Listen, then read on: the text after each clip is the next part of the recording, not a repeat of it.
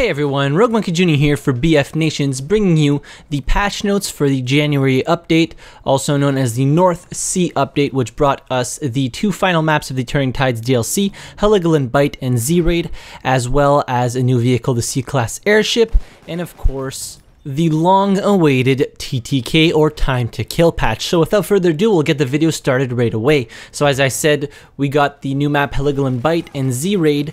Won't cover that much more because obviously you guys can go try them out right now. New vehicle C-Class Airship is equipped with 4 seats and 2 package loadouts. Pilots can deliver an immense payload of artillery and bombs as they navigate the skies. Front gunners are equipped with a 76mm cannon, while rear gunners provide support with a 20mm auto cannon. Top gunners offer anti-aircraft protection with a mounted AA gun on top of the vessel. Like tanks and the new L-Class destroyer, pilots can self-repair the C-Class airship to maintain dominance in the sky. Uniforms, we now have access to the British Empire's elite naval troops, the Admirable Royal Marines. Moving on to the bulk of the January update, the improved weapon balance and improved time to kill. So with the addition of new weapons from each expansion pack and the growing community of skilled players, we found it necessary to rebalance the weapons to increase the pacing of combat and balance the loadout option among and between the various classes in Battlefield 1. These changes are far-reaching across the breadth of Battlefield 1 weapons, which may be difficult to feel when trying them out for the first time. There are a lot of changes which may not be noticeable immediately and may only become more apparent with time. Players should find a faster time to kill, be more capable in outnumbered scenarios, and find greater distinction between different weapons and weapon types. The following summaries detail how these changes will alter the encounters at the ideal engagement ranges. So Assault versus Medic. Medic remains superior at any distance outside of very close range. The overall decrease in time to kill at close range for assault weapons should ensure their superiority at ideal engagement range. Support. The biggest difference here is that support weapons will be slower to get on target at close range, pushing the engagement slightly more in favor of the assault than it already was. At longer distances, the support LMGs remain far superior to the assault SMGs and shotguns. Scout. These encounters remain mostly unchanged. Medic versus support. The main change here is in how the medic approaches an LMG. Previously, SLRs were like LMGs in terms of raw time to kill, meaning it was often possible to outshoot one head-to-head. With the changes, this is more dangerous as the LMG will be more likely to kill the medic before he can reach cover to heal. LMG accuracy at close range is weaker than before, however, plus medic rifles have improved range, leaving the medic with several options of approach: take pot shots at the support from longer distances, or attack from unexpected angles to exploit the LMG weakness when not already in ADS or on a bipod. Scout. Medics are slightly more accurate at longer distances and are therefore an increased threat to scouts than previously. Support versus Scout. Support is slightly more dangerous at long range than before. There is therefore increased pressure on the scout to score a one-hit kill from an unexpected location before the support can return fire. With regards to weapon family specific changes, you will see an overall reduction in the number of bullets required to kill a target at a weapon's ideal engagement range, along with some general improvements to their handling. Shotguns, so these have seen quite the overhaul in the way they function. Shotguns remain the strongest close range weapon with generally very poor ranged performance except for the slug variants. They have suffered from inconsistency due to how shotgun pellets work, which we've improved by reducing how much randomness plays a part in the shotgun dispersion. All shotguns now fire 12 pellets. The dispersion is now broken down into 12 sectors, 6 in an inner circle and 6 in an outer ring. Each sector will contain 1 pellet.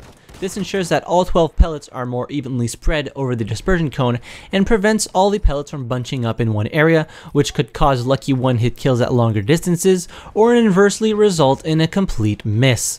Submachine guns. SMGs remain very strong close-ranged weapons, second only to shotguns. High bullet damage drop-off and large spread makes them ineffective at longer distances than all other weapons with the exception of shotguns.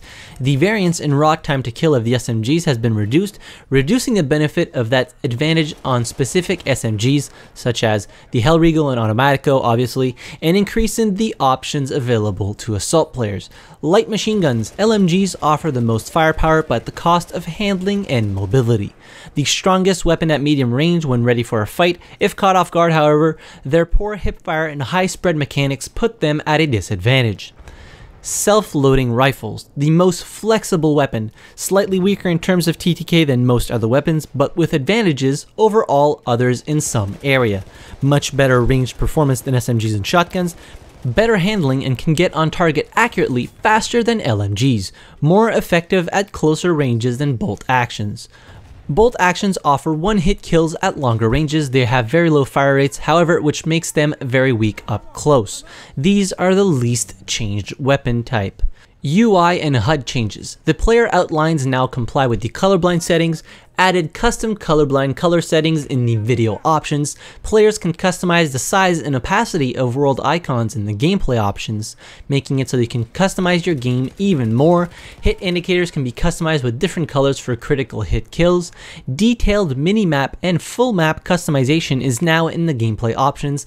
Vehicle spawn logic has been changed to allow players to select the spawn point even if a vehicle is not available, which will allow the players the opportunity to customize vehicles at the deploy screen more often. So no more having to fight people and click on the vehicle as fast as possible to be able to modify your tank or airplane loadout and then just to come back and the vehicle's gone. So that's a great change. Weapons, vehicles, and gadgets. Slightly tweaked the damage models for several medic rifles. I will however not read all of this out because I will bore you to death, but generally speaking, the medic rifles have a better range for 3 to 4 shot kills, making it so that they are more consistent and a lot better at range than previously.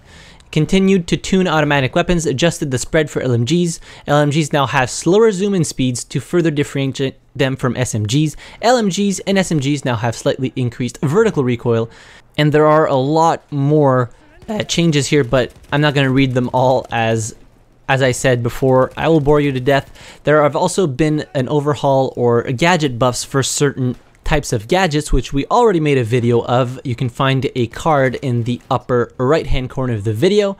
So we'll move right on to maps and modes, and the most interesting one to me is removed all elite classes from War Pigeons mode. For the RSP program, so this is directed at private server admins, added an RSP option that allows removal of the delay that spectators experience so that things are witnessed as close to real time as possible, added a toggle to turn on off the pre-round minimum of 6 players, increased the ban list size to 200 from 100, increased the VIP list size to 50 from 20, and increased the admin list size to 50 from 20. There are a few other fixes and general improvements to the game, which I will not list out. I'll leave a link to the full update notes in the description down below.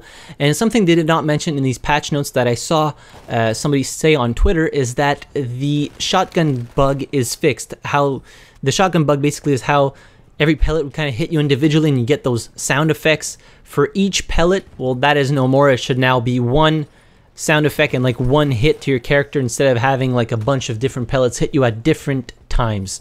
So let me know in the comments down below what you think of all these updates. What do you think of the new TTK patch, new maps, and all that good stuff?